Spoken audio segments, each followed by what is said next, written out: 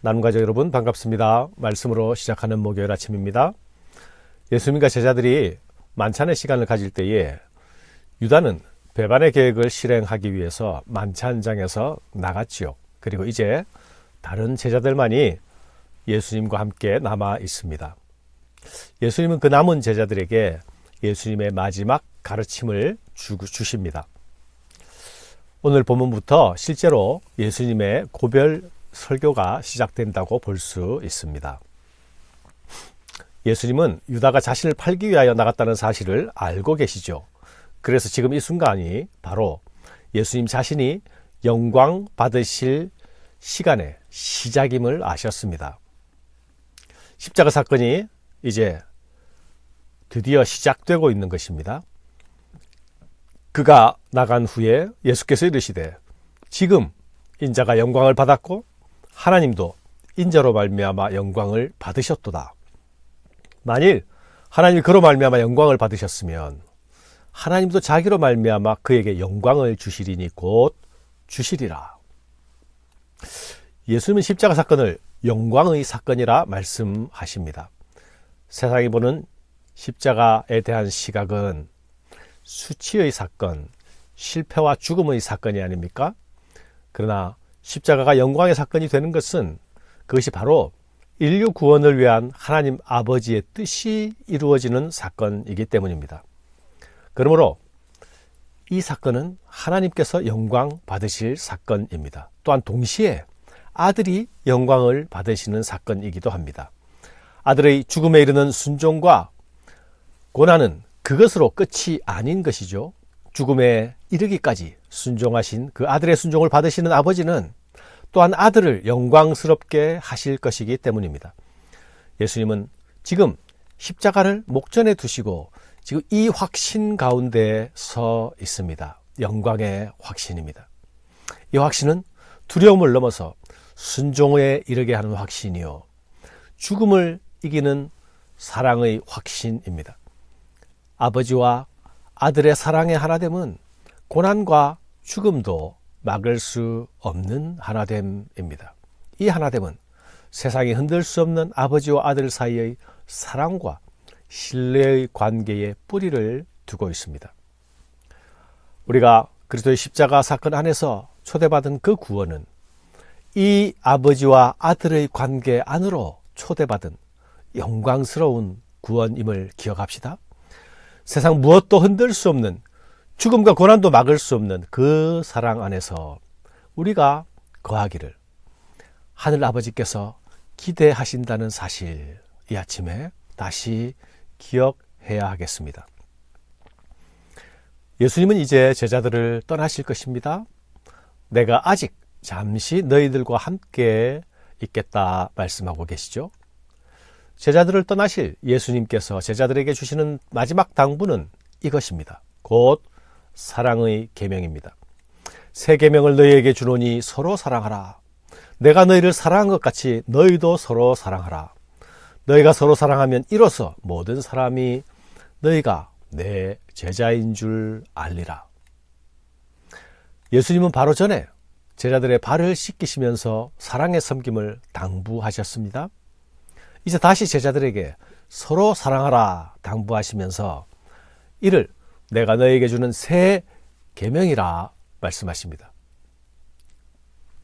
사랑하는 여러분, 사랑이 우리가 누구인지를 결정 지을 것이라 말씀하십니다.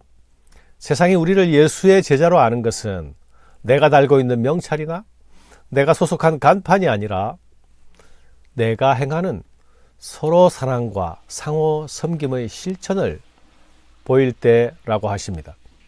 그러니 신자들에게 서로 사랑은 훌륭한 신자들에게만 해당되는 덕목이 아니라 모든 제자들에게, 모든 신자들에게 필요한 필수 요건입니다.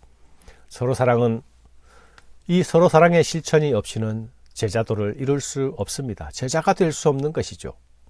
예수님은 내가 너희를 사랑한 것 같이 너희도 서로 사랑하라 말씀하십니다. 이는 실로 엄청난 말씀이지요. 예수님께서 지금 주시는 말씀은 모두 십자가 사건을 바로 앞에 두고 하시는 말씀입니다. 십자가를 전제하시고 하시는 말씀이죠. 예수님의 사랑은 십자가 사건을 통해서 가장 분명하고 가장 밝게 드러날 것입니다. 그 십자가는 우리를 살리는 사건이 되고 또한 우리를 위하는 사건이 될 것입니다. 그러나 또한 동시에 그 십자가는 우리가 신자들이, 제자들이 따라야 할 사건이 되기도 합니다. 우리는 예수님이 행하신 대속적 죽음을 따라 이룰 수는 없습니다. 예수님과 우리의 신분이 다르기 때문이죠. 그러나 우리는 예수님이 행하신 그 길의 모범을 따라가야 합니다. 죽기까지 사랑하시고 끝까지 사랑하시던 그 주님의 길을 따라오라 하십니다. 서로 사랑하라는 새 계명은 결코 우리에게 달달하고 달콤한 명령이 아닙니다. 그러나 이 명령은 우리를 제자로 부르시는 그 부르심의 영광의 무게를 오롯이 담고 있는 명령입니다. 오늘도 이 위대한 명령 앞에 서면 한없이 작은 나의 모습을 발견합니다. 그러나 그럴수록 도우시는 성령님께 구하면서 나아갈 수 있어야 하겠습니다.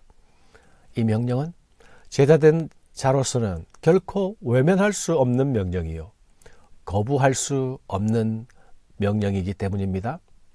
이 명령이 수용되고 이 명령이 실천되는 자리마다 예수님의 얼굴이 나타날 것입니다. 십자가를 통해 이루신 하나님 아버지의 그 마음이 이 명령이 실천되는 곳마다 나타날 것입니다. 사랑하는 여러분, 베드로는 예수님이 어디로 가시든지 따르겠다고 확신 있게 고백하고 있습니다. 그것은 분명 베드로의 진심이었죠. 그러나 슬픈 사실은 우리는 내가 진심을 가졌다 하더라도 그 진심을 늘 실현시킬 수 있는 존재들은 아니라는 사실이죠. 진심이 길이 막히고 진심이 도전을 받을 때에 우리는 달라지기도 하는 것입니다. 진심과 다른 행동을 하기도 하고 진심과 다른 선택을 하기도 하는 것이죠. 어디든지 따르겠다는 베드로의 고백은 예수님을 향한 베드로의 사랑 표현이기도 합니다. 그러나 그 사랑은 마음만으로 되는 것이 아니라는 것을 우리가 기억해야 하겠습니다. 베드로는 주를 위하여 내 목숨도 버리겠나이다 라고 말합니다. 예수님은 그 말에 칭찬과 지지의 말씀을 주시는 대신에 오히려 베드로가 예수님 자신을 부인할 것이라 말씀하시죠. 예수께서 대답하시되 네가 나를 위하여 네 목숨을 버리겠느냐? 내가 진실로 진실로 네게 이르노니 닭 울기 전에 네가 3번 나를 부인하리라. 예수님의 이런 지적은 베드로의 사랑 고백에 찬물을 끼얹는 것처럼 느껴지지 않습니까? 베드로는 지금 예수님이 하시는 말씀이 무슨 말씀인지 온전히 이해하고 있지 못합니다. 그렇지만 그렇다고 해서 예수님의 말씀이 자신의 고백에 대한 칭찬이나 지지의 말씀이거나 자신의 말에 감동받아서 하시는 말씀이 아니라는 것점은 알고 있었을 것입니다. 사랑하는 여러분, 지금 베드로가 알아야 할 사실은 무엇입니까? 그에게는 예수님을 향한 목숨 건 진심이 있습니다. 예수님을 향한 사랑과 열정도 있습니다. 그러나 우리는 우리가 가진 진심, 내가 가진 사랑과 열정만으로 이룰 수 있는 일이 많지 않다는 사실을 기억해야 하는 것입니다. 우리의 진심은 불같은 시험 앞에서 테스트를 받습니다. 사랑과 열정조차도 마귀의 공격 대상에서 예외가 아닙니다. 해서 우리는 나의 진심에 의지하거나 내 열정을 믿고 나아가서는 안 되는 것입니다. 그렇다고 내 진심이나 내 열정이 필요하지 않다는 것도 아닙니다. 내 진심이 하나님 아버지의 뜻 안에서, 내 열정도 그분의 마음 안에 거하면서 흔들리지 아니하도록 붙들어 주시도록 기도하며 간구하며 의지하며 나아가야 할 것입니다. 예수님께서 그렇게 하셨습니다. 흔들리고 도전받는 그 예수님의 진심을 아버지 앞에 물같이 쏟아내셨습니다. 오직 아버지의 뜻이 이루어지기를 예수님은 그분의 생애 마지막 날 밤에 밤이 새도록 씨름하셨습니다.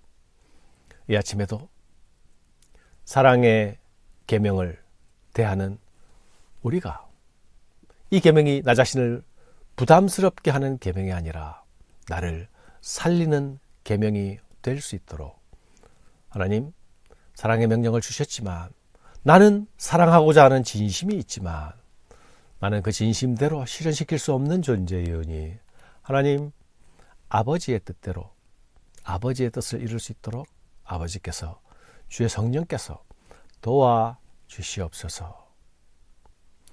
기도하며 시작하는 아침이 되시기를 바랍니다. 감사합니다.